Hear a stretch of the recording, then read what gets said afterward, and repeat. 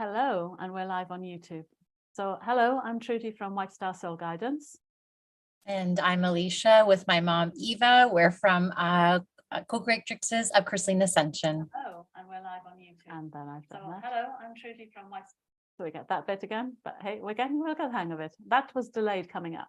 So sorry for that. Repeat. So we're going to talk today about New Earth Abundance energies and how that's been showing up for us and what it's been encouraging us to do about our value and how we've been told to step up and recognize our value in new ways than perhaps we've ever been asked to do this before.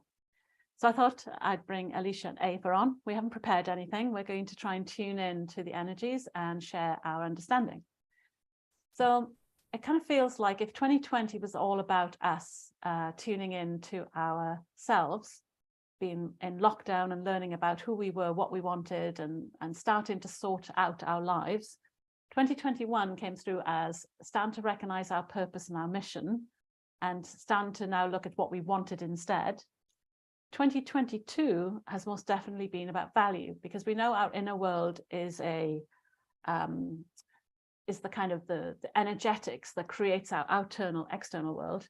Well, our external world on a planetary level is all about finances and cost of living and all these other aspects. So that kind of just shows that somewhat inside of us, there is still a turmoil about our value of ourselves as a human being that's impacting the world on a wider scale. And if that's the case, if our inner world is what we see externally, then if we can change the inner, we can start then creating the change we want to see in the external world.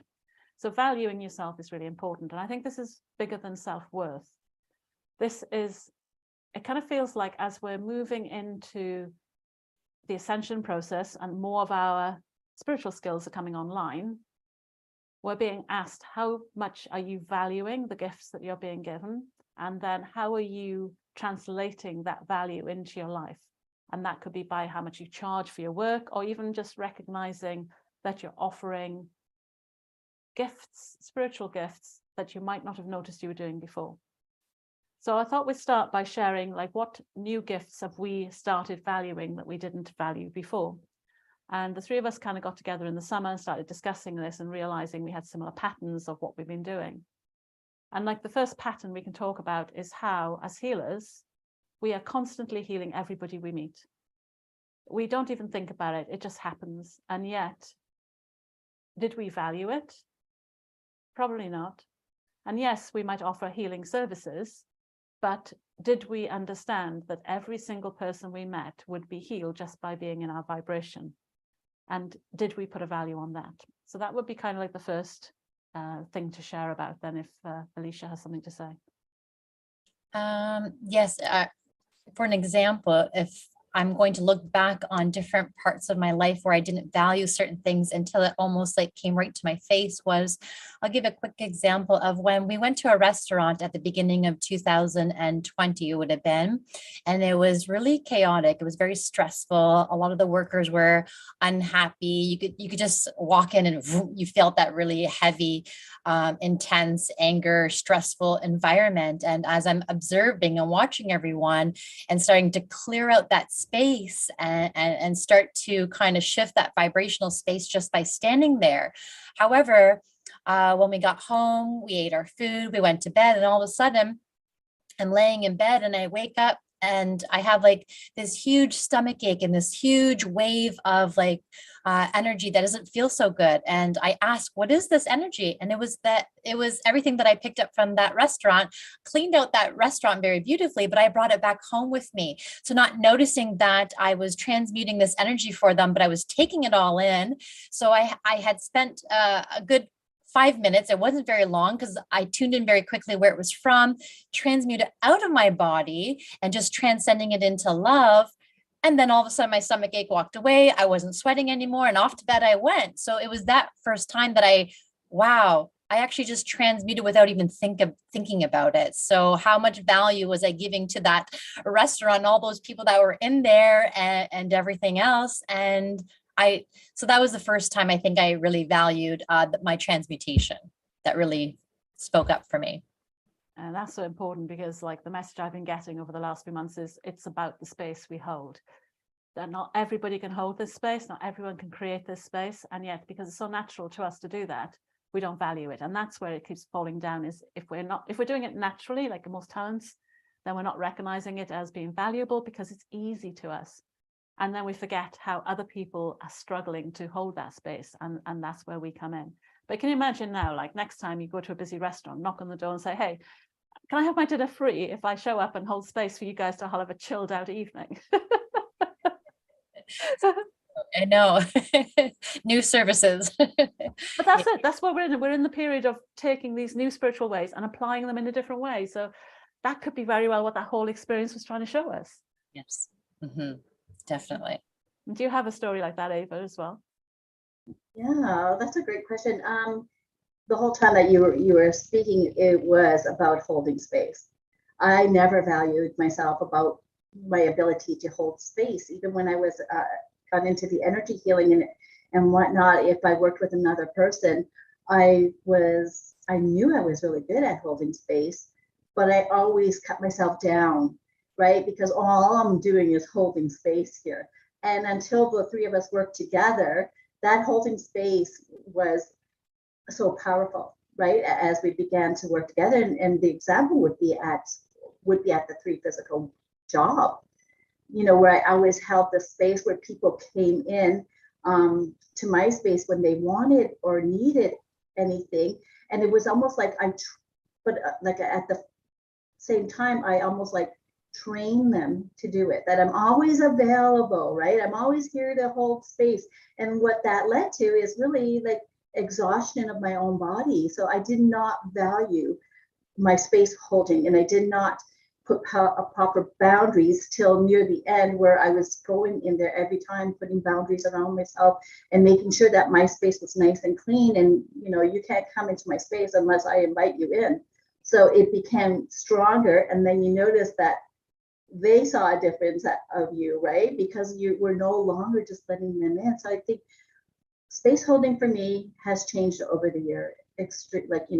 Like I actually appreciate and value and love that I am able to hold space, when we're together or for another person, but it's a different way. Excellent. That's and we're sharing this so other people can kind of hopefully value their method of holding space, because we can all hold space. And sometimes we might be holding a lower space or a higher space, but we all hold space, and it's for us to learn how to increase our frequency and up our vibe so that we can hold the best space at any one time that we are possible. It's not about being the best space, it's just the best for us at any one time. And if that's just one step up from feeling depressed, then that's a win, a huge win these days, given the world's circumstances. So I think that kind of boils down to the energy that we're seeing, is that it's about us recognizing our unique frequency is our value. Who we are, why we're here, is we've come to this time, we're here as humans at this time because we have a unique frequency that's needed for this level of ascension to take place. And for that to take place, we all have to step into our frequency, but not only step into it and give it away for free, because after all, we're living a 3D human existence. We need abundance to be able to nurture ourselves so that we can hold that space and avoid the exhaustion and avoid the sickness of doing that work. So we need that energetic repayment, which is abundance. And I know a lot of spiritual people feel like asking for money is a dirty word, but unfortunately that is the form of abundance right now. Yes, in the future it could change, but right now money is what we need. So if we can value, and I think society will only learn to value this if we as light workers and starseeds step up and start demonstrating our value, because we can't expect others to sing our praises and to recognize what we're doing when we've been doing it for so long naturally. It's our job to actually say, hey, I'm going to hold space for you now, or I hear you're having a struggle right now, so I'm going to hold space for you to have that conversation. So we start introducing the concept to other people so they can understand that there is something going on as a soft skill that we're offering, so that we can then start offering value. Because if we don't tell people about it, how are they going to know what we're doing? We didn't know. So if we didn't know, how are they going to know? Yeah. So what I thought we could do now is, like, I think since July, we've noticed quite a lot of big changes in the ascension process that's been going on. We've seen our energy system shifting. We've seen new chakras working in different ways, new chakras, new structures. And I'm going to ask the question now, like when we're getting downloads, we've talked about holding space, but let's talk about downloads. When we're getting downloads on topics like this, how much do you value the downloads you're getting?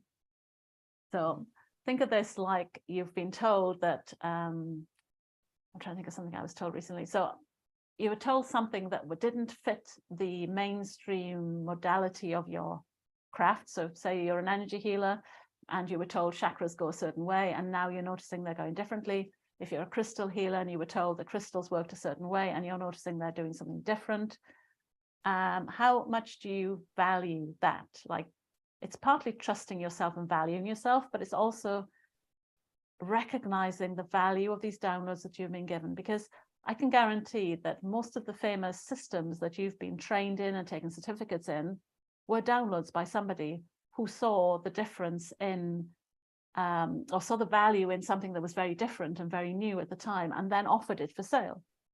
Because we can so easily kind of like let these ideas pass on over us, ignore them, and feel like there was no value to it, therefore there's nothing I'm supposed to do with it. Wasn't it interesting and curious? But half the time we're given these downloads because they're our gifts for us to birth onto the planet.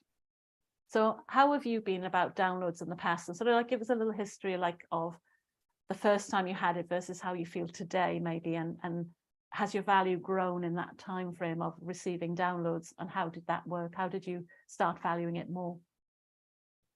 That's a little bit more harder of a one to think back to, only because that I think even though you look back now and say, yes, I did have those downloads at that time, but at that time I didn't understand that they were downloads for me to move forward in. So it was almost like you were receiving something, but you weren't too sure how to work with it. Or you were thinking at that same time, why would that message come to me? What am I supposed to do with it? You know, and then it wasn't until sometimes you would see it later down the road, somebody else had said something along those lines. Oh my goodness, I had received that way long ago, or I just received that today, or like, doesn't that sound interesting? And then you noticed it build up more and more and more, so where it got stronger and stronger, that voice or that inner voice, or those inner downloads got stronger to the point where you were needing to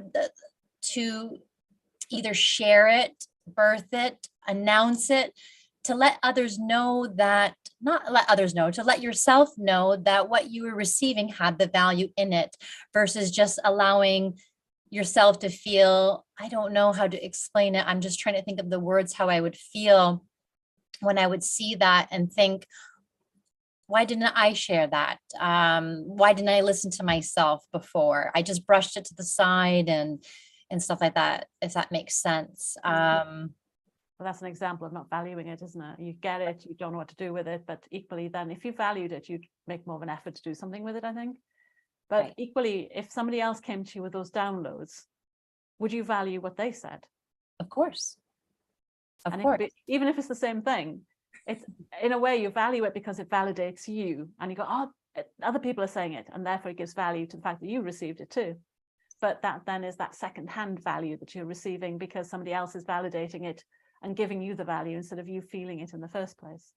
Yeah. And I think this is kind of like, again, as the ascension process is going on, we're getting these downloads quicker and faster. People who are perhaps not even light workers are probably getting what I used to call this inspired thought.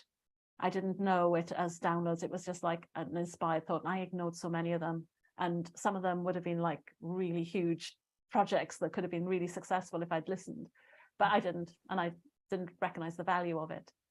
And inspired thought, because I'm quite logical and I got a business background, then I just put in the inspired thought. It's only as I went on that I suddenly understood that some of this stuff was coming from a place that was way outside of me. And that scared me because I couldn't prove where it came from. And because I couldn't prove where it came from, that's what made me lose the value of it. And again, yes, if somebody else said it, I'd have valued it because it then validated me, but it was too late. You know, it had been given to me a year before I heard somebody else say the same thing. So definitely that's kind of like my progress through. And now I'm having to, it's hard. You get a download and you have to shout about it like it's valuable when it's new, and you're thinking, but it's new. Everybody's going to think I'm crazy. Or how are they going to know the value of this? But again, I think it goes back to it's our responsibility to not only share the message, but to also share the value of it as well. So Ava, how about you? Yeah, going back, we didn't have internet back in those days, right? So when my downloads were always coming in, and it was always geared maybe towards an audio or towards a book to read or whatnot. And I agree, like I read them, but I didn't integrate them. Like that's where it is that I didn't value what I was being given enough to integrate it and move forward and take action. And now I look at these old books and I see people are abundant because they took the time to integrate it, right? And you could see the abundance of it. And I was looking at that this year, like there was some old books and and I see them become so successful where I didn't take the time. Like I said, I keep saying that I didn't feel like I was taught how to take the time to integrate what I'm learning, take the time to create the information into knowledge, and then move forward with it. So I didn't value my actions, and I found that really difficult. Is when when they say, "Oh, you got to take an action," and I feel like, what? Like my head would go totally numb when somebody said to take an action, because it was probably because I didn't value it enough to make myself important enough to take the steps to move forward. And now in the last year, like this last year was like a really huge transformation, and it's keep growing. But now I get up, like if the downloads are coming at nighttime, I'll get up and I'll write it down now. Or whenever the downloads come, I'll write it down so that I could go in and say, why was this shown to me now? Like, is it an action I have to do, or do I have to share it with somebody else, or is it put it into my own practice? So I feel like this year was a huge growth year for me. And that's why I think, with the external world showing us, this is all about value and then learning our value of things. But yeah, that's another perfect example, the taking action bit. And, don't get me wrong, I believe that some of us are specialists beyond our spiritual specialists, in action specialists. And that some of us, when we get these, like maybe our channel is to write a book, but that doesn't mean you have to do it on your own. It means that's your initial idea. And then who can you collaborate with to help with the editing or the publishing, or even just the person who slaps you and says, get to the desk and write today type motivator. It's not about just doing it on your own, but that first step could be finding the way that you can actually start birthing this. It's as simple as that. It doesn't have to be complicated. But to do that, you have to value the thing that you've been given and feel like it needs to take birth into the world in some form, because you've been gifted that. Mm-hmm. And something we were talking about recently is like, as part of valuing, like we're all the same. I know we might all seem confident here sitting on camera today, but I would not go on a camera pre-2020. You would not get me going live. Even now, I'm not 100% comfortable doing it. I try to focus on the message, not what I'm here for, and try and get the message across. But I hated being on video. I hated being seen. I hated being heard. I'd be the one passing my message through somebody else and then wondering why I wasn't getting recognition. So it'll always be this kind of like convoluted path to showing up. But you guys, like when I first sort of asked you about being like more out front, doing talks, being an expert or being seen as an expert at what you did, what was your initial reaction to that, Alicia? Nope. Who, me? Yeah, I definitely resonate with everything that you said there, with the one being in the, I would talk about that. And I literally was, if I went to a live training or anything like that, I would be the one that would look for the spot that's in the corner, in the back room, making sure no one sees me. That would be me. So for me to come out and when you said that first initial thing, I thought speaking is not my thing, being seen is not my thing, being invisible is. So it was really truly stepping outside of that really huge comfort zone to see the bigger mission behind that, to push, like, take, not push myself aside, but if I'm going to be able to share my mission, and if this is what I'm going to have to do, then why am I blocking myself from sharing this beautiful mission that could assist so much more, just because I'm scared to be seen or scared to be heard, you know? So that was a big shift, I think, for this year for myself, of seeing myself being this shy person or someone else who has a mission to deliver. And I took acting classes. I decided that I had to be seen. So a friend helped me, a dance friend who was very confident in camera. So he helped me kind of get over like my first video, and I was shaking like a leaf on video. And I think I ended up putting like teddy bears behind the camera, so I wasn't on my own. So I felt like I was talking to something, but I was still shaking like a leaf. And he said, "You've got to carry on doing this." So I thought, how am I going to do this on your own? It's so tough. And I'm lucky now, because I think us three doing it together makes it so much easier. But the next step I took was I took some acting classes. They were called acting for TV. So that meant like standing in front of a camera, not just acting, but the camera also scares me more than the acting bit. Acting in a room, like with playing around with others, I'd probably find quite playful. Put me on stage would be different. Put me in front of a camera, then that's like, nah. And the teacher just said something very simple to me. She did this really cool exercise where she put all these people on camera and asked them, just speak about yourself, just give something. And then she gave one positive feedback for each person. And she just told me that I came across as very warm on camera. And I just remember going, my knees are shaking, all the blood has stopped running to my fingers, and I'm coming across as warm. I'm freezing cold. And yet warmth was what. And I sat back and thought, okay, so if that's the very least, if that space, if I can hold that warm space for somebody to feel that warmth through the screen, then how powerful is that? And then it goes back to the value, like how valuable is that? But that's what made me start showing up. And then the second part was, like you said, is that when you've got a mission, and we've each got a very big mission of this kind of heaven on earth, higher consciousness living concept that we really want to kind of build a community around, then we can't build that unless we can reach more people. So showing up then becomes less about us and more about the purpose that we're here for. So how about you, Ava? Yeah, I was just like, no, like I was not somebody for video or selfies. I know when Alicia goes, oh, you have to do a selfie because I have to put your picture in the thing. And I'm like, I just go into total anxiety and panic mode. Like, what do you mean? And that's sending it to my own daughter. Right? That's how bad and anxious and panicky I was to be on camera. Like if I was in a group, my camera was turned off, right? Like, and then don't ask me anything either, like, because I didn't want to open up and share. But as you said, Trudy, like we do have to walk through this because we're here to serve humanity. And we have to go through our own fear and our own ego and, stand up, put the big girl panties on and get out on that camera and share. Yeah, I only learned that term a couple of years ago from a friend, like big girl panties. I thought, yeah, that really does sum it up.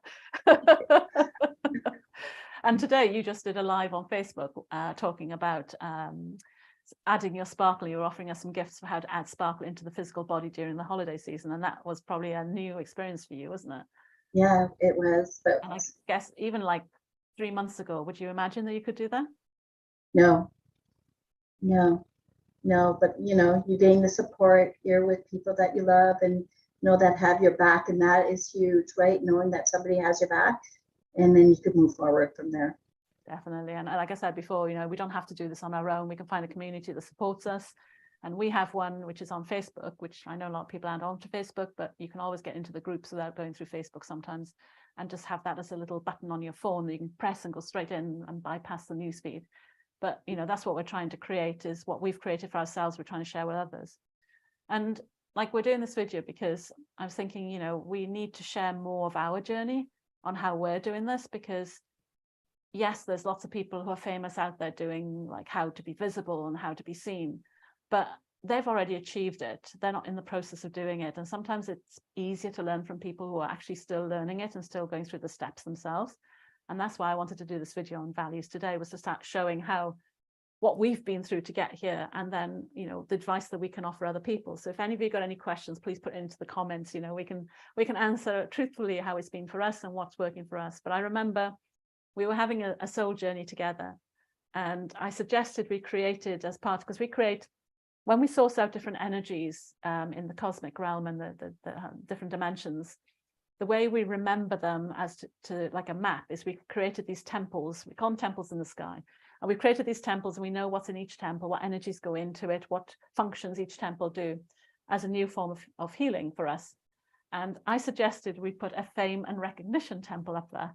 And I remember Alicia and Ava's face at this point was, I don't want to be famous. And I'm like, well, isn't that a little bit selfish if you've got a mission to do? Like, you know, what would you do? Like, and I'm luckily, like, Ava is Alicia's mum, and Alicia has some amazing star children that she's nurtures like a mama bear on steroids. You know, there's nothing going to get you between you and her children and their mission in life. So I said, well, isn't your business that too?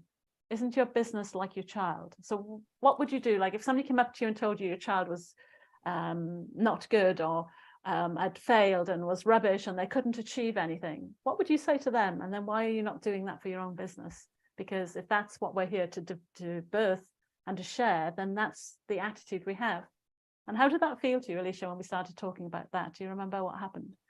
I think like you had said, that initial thing with the famous fame and fortune was, oh no, it was like that beeping alarm system. No, trigger warning, because even when I was a child, when everyone was kind of like loving actors and actresses, I was just like, no, I would never want to be an actor and actress. And I never got into them. And I don't want to be famous like that. I would like to be abundant, but I don't want to be famous. I don't want to be seen. I would be one of those secret ones that. So when we started to tune into the point of you aligning it with like a baby, that is different. It gave a whole new meaning of what we would want to do and raise this baby to be the most abundant baby, the one with the most confidence, the highest potential. So you'd want to nurture it throughout all these different beautiful frequencies and aspects. So in a way, you are creating that fame and fortune for them within, in the inside, you know what I mean? And which will expand and emanate outwards, versus the way I was viewing it from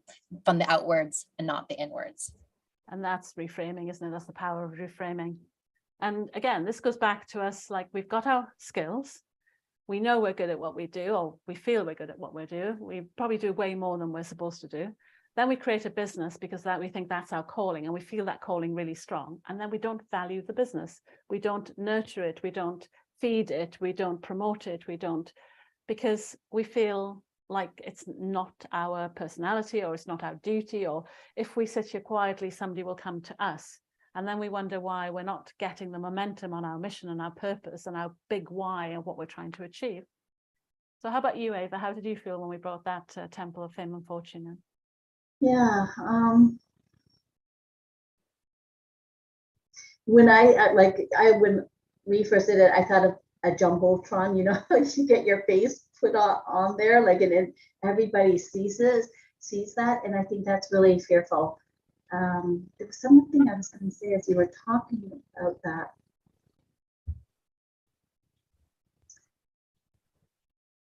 I think for me, sometimes it's when you go to fame and fortune, it's responsibility as well, right? You get added responsibility, and you know, there's that saying, build it and they will come. It's not just build it and they will come. You have to keep building it, nurturing it, you know, inviting people. So all these little mems, sometimes they just don't resonate. Like asking you shall receive. It's just not asking you shall receive. You have to go beyond the ask and receive. You have to be clear. You have to, you know, really ask for what you want to receive and then take action on it.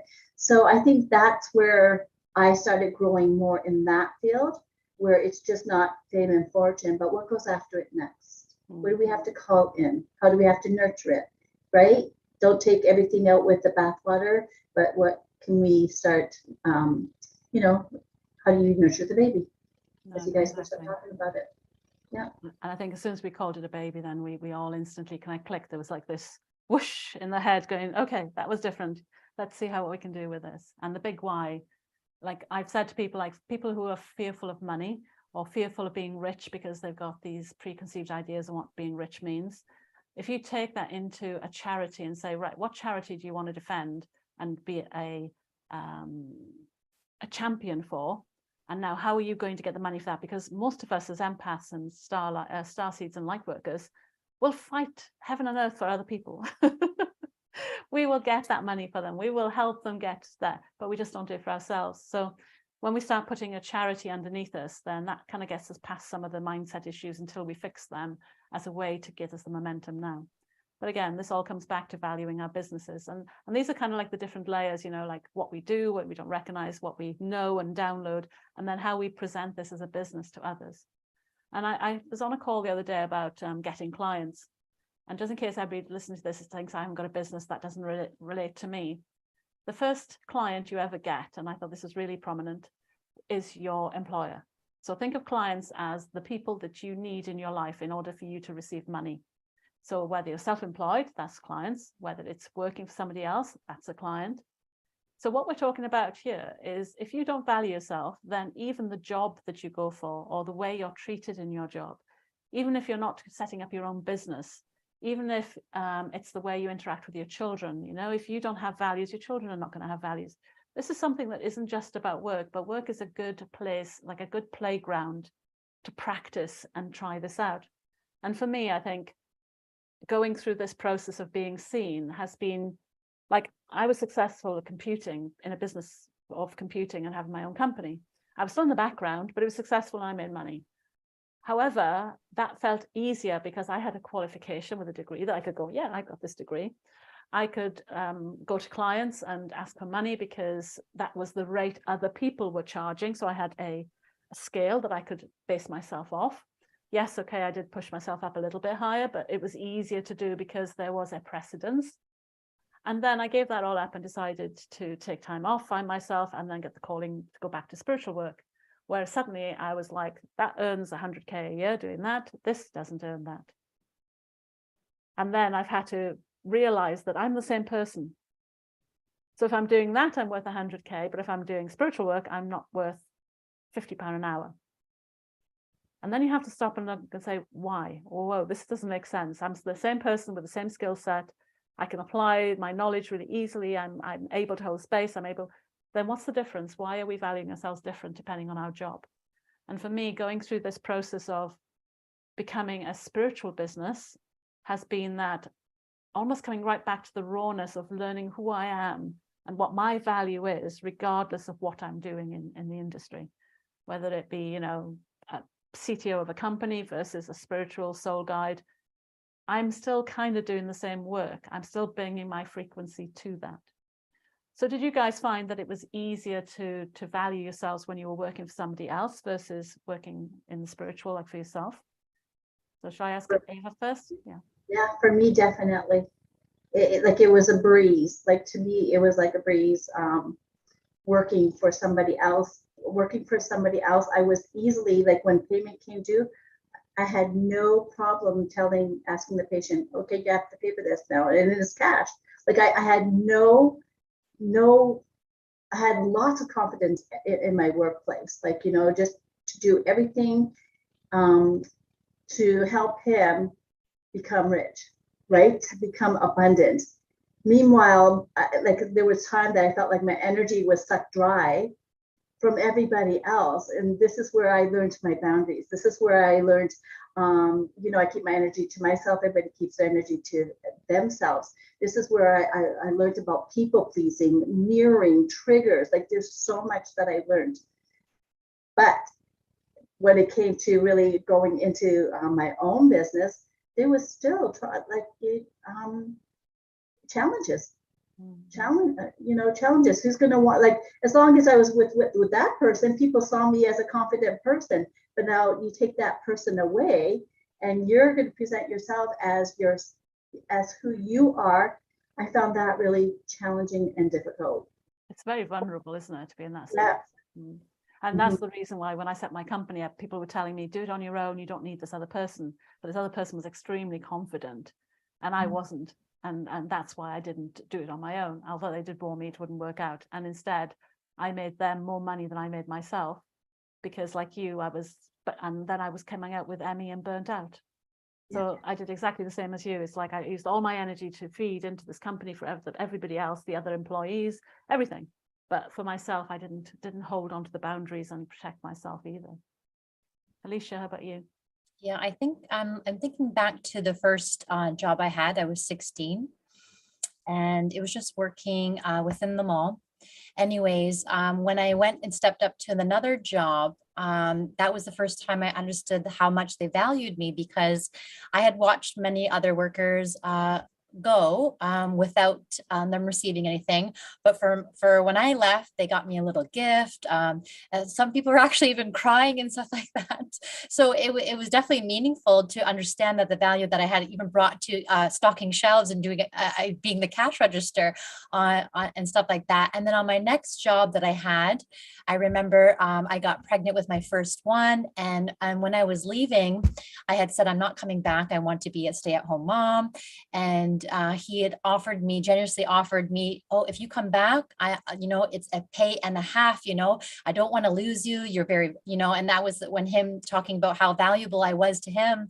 And even though that was really nice to receive, and I understood at that time, wow, I actually did felt a little bit more valued of myself, but I never did go back because I truly wanted to pursue being a stay-at-home mom. I remember the next one after that, she said to me, she says, I'm not going to say goodbye to you because I know you'll be back.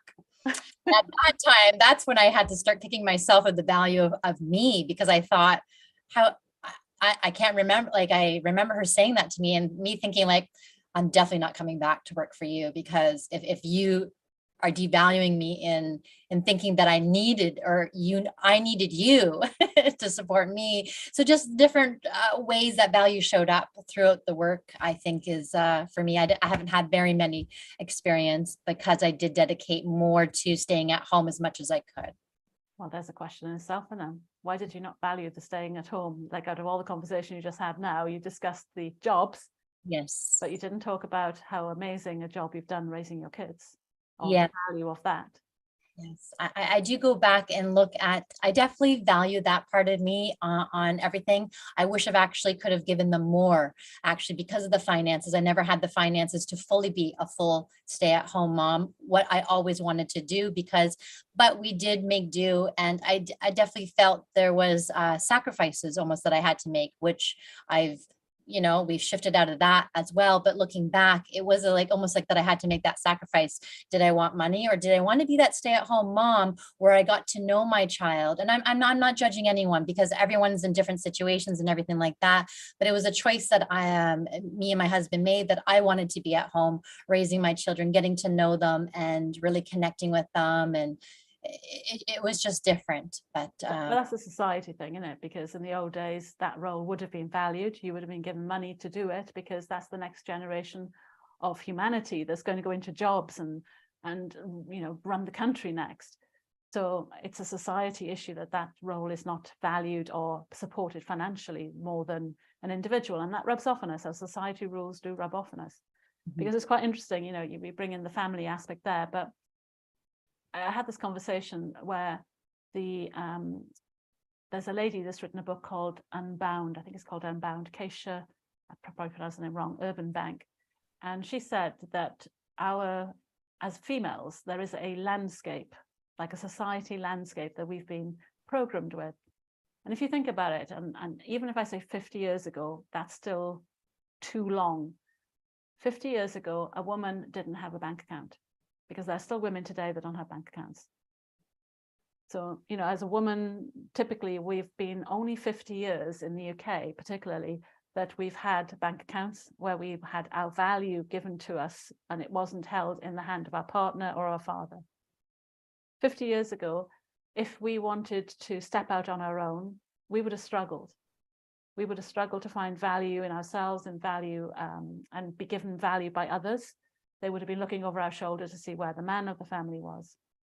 And that meant that if we didn't do what was society's value for us back then, which was being educated, maybe being pretty, being a socialite, being a conversationalist, so that we could attract a husband, then our value would have been judged by the value of the husband we could attract. So that's only 50 years ago, and there's still countries now where, like I said, that's still not true, that women don't have value. And yet this is in our genetics and in our genes, and it's still carried forward into today. And what this woman was teaching, which I thought was really amazing, is that this was a society conditioning that was put on us, and the only way we can undo it is through society. And in a way, us showing up every day is that society programming or deprogramming for us, because as we step up and hopefully other people see our value and we start seeing the thank yous and the messages coming in from others to say, yes, you're offering value because we're now recognizing that you've helped us this way and that way, then that starts showing that we do have this value. But again, doing it without overworking, without overgiving, without doing it for free, that's where we need to be at, is like holding that space. And like the example you gave, going into the restaurant and saying, I'm here to hold space today. Don't need a music or a band. Let's get a space holder in to make the party vibe. Let's bring somebody in with cosmic champagne, which is one of Ava's specialties. And let's bring the energetics in and bring the energy into the party and the energy into the team and the energy into the office. And when we can do that and be sociably accepted as that's a role and a job and a valuable one, then I think we'll start to see the world changing. And all those introverts and sensitives and empaths who have been struggling up to now will suddenly find that there's new occupations for them because they are tuned into the energies and they are able to do this work. They might need a bit of training, but they'll find that they're what's been taunting them all their lives is suddenly a gift that they can use. Yeah, I think we wear multidimensional hats, right? In the ethers and on in the earth life, you know, because, you know, if you think about it, and then if you're, as you're speaking, I'm thinking like, yes, you know, like if a mom could get paid, a stay-at-home mom is the wrong title. It's misaligned. It should be like, you know, that super mom, you know, the photographer, the hairdresser, the gardener, you know, the one that takes care of the children, that there's so much more that we can do. And then on the multidimensional field, that is why I'm so used to maybe, or others are used to multitasking, you know, so that comes into play as well. Oh, definitely. We've got many roles that we play. And again, we don't even recognize that sometimes. Yeah. So I hope we kind of like covered a lot of value kind of aspects to make you think and to open your mind to how to value yourself more, because like 2020 is really about our value, because next year, if you've got your value sorted, you can be ready to start moving forward in your life and aligning more with what your soul knows your value is and knows you on a multidimensional level on what you're here to achieve. But you need to get that value sorted first and really like feel it in your bones and in your DNA. So back in July, we started asking, what was New Earth abundance going to look like? And where was it? And how could we anchor it into the planet as part of the ascension process? And as we've been going through this, we've seen the energies coming into the grids. It's interesting. Like we had an experience where as we were bringing the abundance in, we noticed it was all a bit blocked over a particular part of America, which turned out to be where the Federal Reserve was, which we didn't know at the time, but we did notice the energetics being stuck there. So working with that and allowing that energy to be more free formatted into the earth, we then saw Noah's Ark. Now, and again, we didn't know what Noah's Ark represented, but funny enough, I was talking to Marta the other day and she said that there was a Noah's Ark statue somewhere she was hanging out. And the person she was with says, oh yeah, that represents abundance. I'm like, does it? I didn't know it represented abundance. It makes sense when you think of the ark with all of the life seeds planted into it. But, you know, when Ava saw the ark flowing through the planet, when we started playing with this abundance energy, it kind of made sense then that, oh, that was the ark. And then to make it even more bizarre, a Google search brings up a book called The Federal Reserve and Noah's Ark. And we're like, okay. So I think all the signs are there to show that there is this shift in what we value. And yes, there is work to be done to anchor it into the planet and to change it and to rework these weavings and the grids into a new format so we can connect to it. But it is definitely there. And I was just going to ask you guys, we haven't tuned into that energy for a while. Can we just check in and see what we're sensing now and how we think that's flowing and how that's anchoring into the planet right now? And see if we can get a sense for that. And kind of, are we feeling it's flowing like when we left it? And I'm thinking like what I'm seeing here, or what I'm feeling into is, for some reason, it's showing me like the Noah's Ark boat, but there's a lot more doors open. So there's a lot more opportunities for others to step into this abundance frequency, because before I don't recall so many doors, but I could see almost like even if you go through the waters, there's a door for you to step into and to get onto that boat, to get onto that frequency ride. if that makes sense. That's what I'm seeing and tuning into. I should point out that when we saw Noah's Ark, we saw the waterways as the way it was going. It was like the water was the blood of the earth, and the abundance codes went into the waterways and spread themselves around the planet. They were coming kind of like even ancient codes coming up from deep in within the oceans we saw coming up. So it was kind of like a releasing of codes into the waterways and then the abundance. So that's great. If the doors are more open now, then this basically is advanced a bit from when we saw it last. So what about you, Ava? What are you seeing? The first things that came to me was a projection. So even if we're in Noah's Ark or we're whoever we are, wherever we are, is really going, what I was being shown is Gaia is here and there's like a mass projection mirror, and what you project out, we all know that what you project out is what goes into the collective consciousness, and we really have to basically, that's what they were showing me, is go deep down into yourself, go in deep, and then start projecting it out. Don't be afraid, right? Because we have to change that collective too, right? In order for Mother Gaia to change, we have to change that collective so that more and more people are experiencing it from a collective source, and really shift it away from what actually is going on right now. Yeah, and I'm getting that kind of feeling. Like for me on Soul Missions, it really was connecting to that value of what we are, just for being who we are in our unique frequency. But also, I think partly what we've been like resolving through our sessions was the fear of being seen, because we felt like we've been manipulated and enslaved for our spiritual skills. So of course, we're not going to want to be the person standing on top of the castle going, hey, I value my spiritual skills. Who wants to pay me money for this? Because some headhunter is going to come by and swoop us off the castle and then put us in a jail and use our spiritual skills to I don't know, transmute the energies of the planet or misuse us in some way. And those kind of memories were coming back for me quite a lot, is that fear of being pushed back into that slavery, being an energetic slave, an energetic transformer, having my energetic system abused by others so that they can benefit. And for me, that was the big block for stopping the value coming through. So we kind of planted it into the earth, but then came the next level of our shadows and our core wounds that needed to be healed. So we started working on that as well, because I can't forget, you know, through the number of months we've been doing this, hasn't been long, but, you know, when we wonder why there's a financial crisis right now, and we're all maybe still a little bit like shocked about it. And then we forget that what we did back in July 4th and the energies we shifted, it kind of makes sense that this has happened in a way. But because we've been on so many soul journeys in between, we may have forgotten, like, well, we did kind of change the financial structure back then. So is it really that much of a surprise this is happening now? Maybe not. But on the core wound side, you know, if we really are scared of being seen because of we were too valued previously, then of course we've got to get rid of those too. And I think we all have stories even to do with that have come up through this process of connecting to our own abundance. And for me, I have memories of blowing up a planet. And, you know, I'm quite a logical person. When this first happened, it was 10 years ago. And I think at the time, my inquiry was like, why do I always seem to meet narcissists? It was something relatively 3D orientated. And instead, I was shown that I have blown up planets before. And it's like, but what's that got to do with the problem that I'm trying to solve? And what's that got to do with my life? Where's that fit into what I'm supposed to be here to do? And as my messages got more and more cosmic, it got more and more confusing as to why I was here.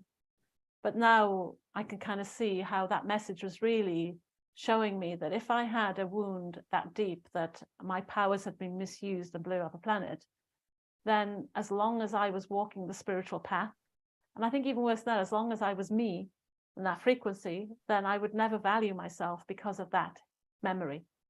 And I feel like that's what's been happening for us all, is those memories have been bubbling up, because even since about, was it June or July, Atlantis started coming up a lot and saying there was a lot of like stuff to be released and allowing us to step back into our power, whereas before we might have been attacked or penalized for stepping into our power. It now seemed to be moving more into, yeah, actually it's time to step into your power. You're all maturing, you're all evolving, you're all ascending. It's now easy to do this.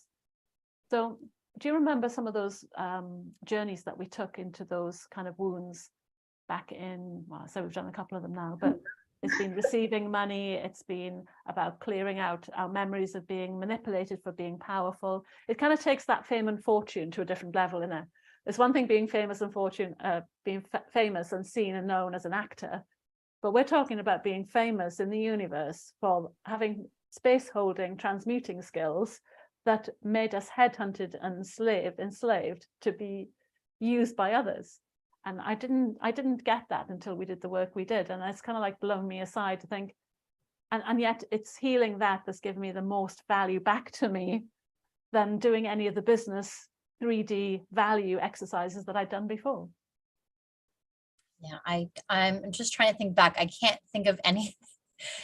Every soul journey we take, even if we just took it yesterday or something like that, I'd have a hard time remembering. I just can't remember what we spoke about.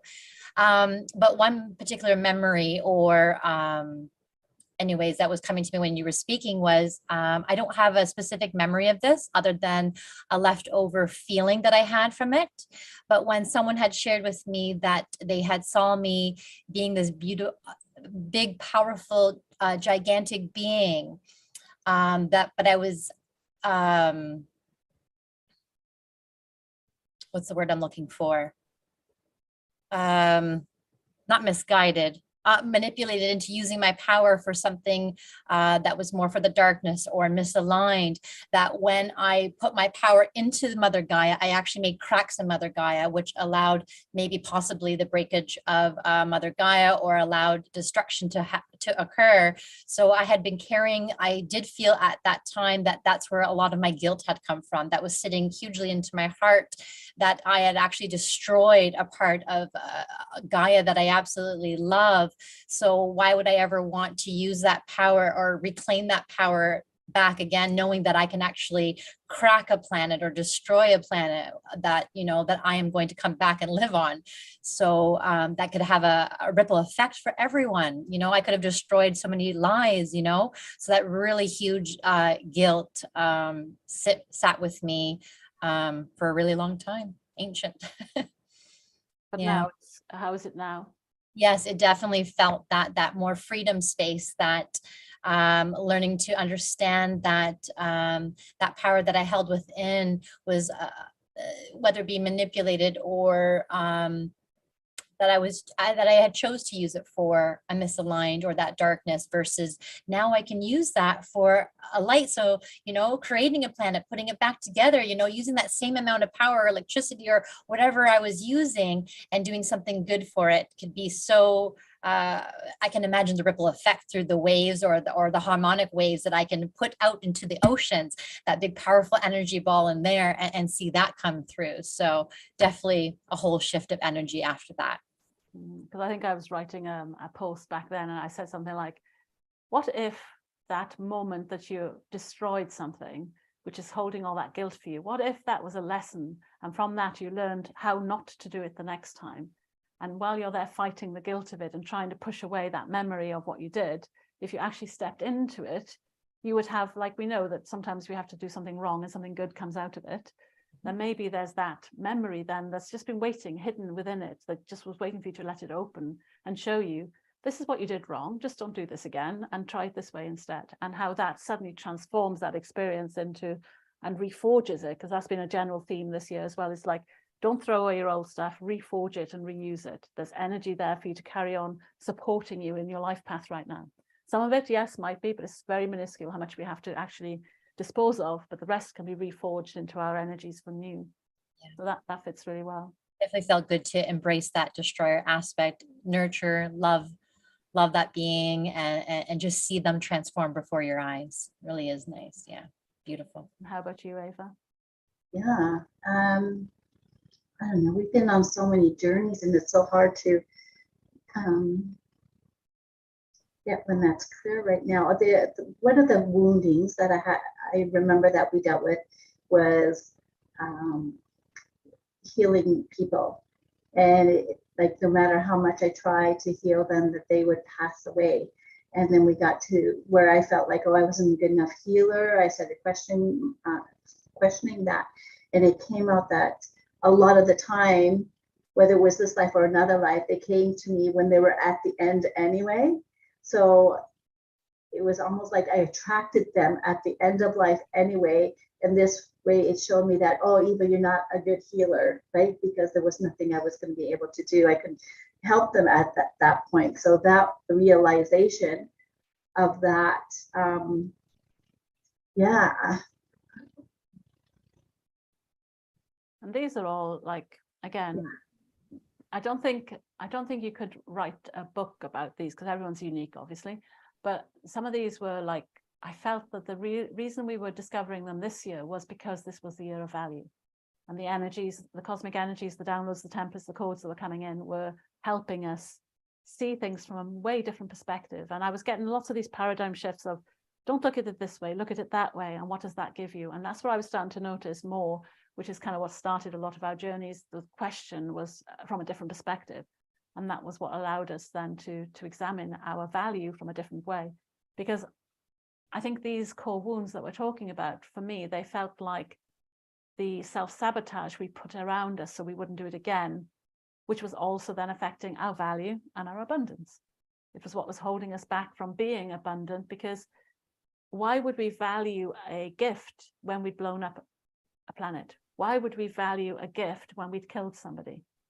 Why would we value a gift when a planet exploded and we were penalized for it? And yet this year, you know, this last couple of years, our ascension has been pushing us harder and harder to step more into these gifts. So it's kind of like this kind of resistance from both sides going, take your gifts. And it's like, no, I was penalized. And this tug of war has been going on. But that's why I think it's now so important to resolve some of those core wounds so that we can now take the pressure off and realize the past is the past. It's time to stop fighting what we think happened and start designing what we do want, start terraforming the new earth, like you said, and moving into the goodness. And even despite what we're seeing around now, tapping into our value and creating a space. Like if we could all hold space right now for value and amplify our value, imagining a little dial inside our bodies and turn that value right up and then feel that emanating out and sending it around the world. And it sounds simple enough, but I know a lot of people can't even get to the first notch of that value dial because nobody knows what that feels like. We've been penalized for so long. We don't have an energy signature benchmark of what that feels like. So you have to take the steps and learn it step by doing things like we're doing, by talking about it, sharing your views, getting social feedback, practicing and tuning in and doing things for other people who will then give you the feedback to say, yeah, that's valuable. And the more we do that, the more our confidence goes up and the more our value goes up, and then the more we're able to turn that dial up a bit more. So thank you, ladies, for sharing all that. But I was hoping we could do one more thing before we go. Can we tune into the energies right now and see if we can bring in any abundance messages from the cosmic realms? So it might come in as light language or it might come in as a visual. But let's see if we can tune into what the energies of abundance wants us to know for December. So I think during the last June, July, I was getting messages like, we need, sometimes when the world gets so bad, we need hope to keep us going. Then I got extreme emotions. I'm about 2 months ahead, I think, generally, when I get the message and when I see the world mirror it. And I was getting those back in June and July, which I was like, oh God, what's coming next? And I think we're seeing that now. But the great thing is the last 2 months I've been getting expect miracles. Weave delight and joy into your life and get a sense of abundance. And in fact, I actually got the card abundance for December and January. So there's definitely something coming through. So if we can just all tune in now and see what extra abundance messages we can tune in and bring through. So we often go in through the heart and into our trine wave where we create some protection. And then we go up into the cosmic realms. And we just start looking for what we notice that's changed in these areas. We sort of get a feel for what energies are new that we haven't seen the last time we were here. And we just sense out. I must admit, every time I've tried this, because I must admit I've been doubting it, but every time I've tried this, I'm just feeling a lightness that I've never felt before. Since we've been doing this work, there seems to be a lightness in the cosmic abundance. Like you said, that it would match the number of doors that are opening on the Noah's Ark, but in the energetic cosmic realm, there's this very light feeling, like opportunities and yeah, what I'm being shown is basically like we all have the world in our hands. We literally have the world in our hands, and I'm seeing new grids being reactivated and new, the weaving of the crystalline going inside of there. And it's basically what I'm seeing is a lot of new footprints will be being made by people downloading their new version of creativity and imagination and new money, right? Because the old paradigm of how we made money is fading away. So it's up to us as humans that we connect to our creativity and our imagination and start paving the way, new footprints forward as we move on. Yeah, I was getting new consciousness, like it's like a new rule book about abundance and how we can download that and just be open to receiving it and allowing it into our being, so that we can have this rule book of what abundance can be, and transforming it from just being, yes, we need money, but transforming it into really that value of ourselves, and almost like giving a book of a list of all the resources we have within us, with all of our abilities listed and given to us as a gift, to say, this is your value, just in case you didn't realize. This is the book of your life, of your experiences, of your knowledge, of your achievements, but not on a kind of like a certificate or a job level, but your achievements of the challenges that you've overcome, the lives you've changed, the souls that you've impacted. And it's like we've got that book available now to access and to be able to delve into, to find out more about our value. Beautiful. For myself, recently, what I see is a lot of rebuilding of hearts, like the architecture of your heart for your temple of light, so that way your heart can kind of ignite that inner fire, that inner passion. But recently I've been tuning into different rays and frequencies that have been coming in. Before it was the diamond ray frequency. This month it was the ruby red frequency. And these frequencies are just appearing and available to us, and they're coming in with these like ancient and sacred codes and going into different parts of the body. So I've been really tuning into the architecture in order for this to be able to come through the body and into you, and for you to be able to hold more light. But I do see these beautiful rebuilding of your heart structures, I guess you could say, in a way or form. But if I'm viewing the body as a temple of light, it's that inner fire, that center, that divine union. A lot of the divine feminine has been coming in, but for December, it was a lot of the divine masculine coming in, but not just coming in as separate. It was them harmonizing together to become one for your aspects. So I can see a lot of us tuning into, or should I say, harmonizing with the union within, becoming that more of that oneness within. Yeah, we did some work with that earlier in the year, didn't we? Bring in the masculine and the feminine. The intuition is the feminine, the action, the kind of the reason, the knowledge, the practical aspect was the masculine, to weave them both together to allow us to take our ideas into the 3D. So I was getting amber this month as well. I've just pulled some energy this month to see what was happening, well, yesterday, for this Sunday. And I'm getting amber, which was representing creativity energy this week, which is another pleasant energy to be receiving. And then, as I said, there was the gold and the abundance then for coming through the end of December into January. So we've got quite a lot of light energies coming in, and all those light colors, ambers and golds, like very autumnal. Maybe when we're walking around, when we see all those autumn leaves falling, imagine that money falling. Every leaf you see, kind of see it as abundance falling all around us, just like the ark and the seeds and the planting and the nurturing of the planet. I think when you had mentioned the amber, it was like the other day when we had tuned into that copper. So copper kind of reminds me of the amber frequency. We couldn't pinpoint what color we were seeing, but that was coming in as these beautiful fire codes, even though I've been receiving a lot more of the water essence, but these were like different kind of fire codes, but they were coming in the amber, that copper frequency, but it was all intertwined with the heart architecture.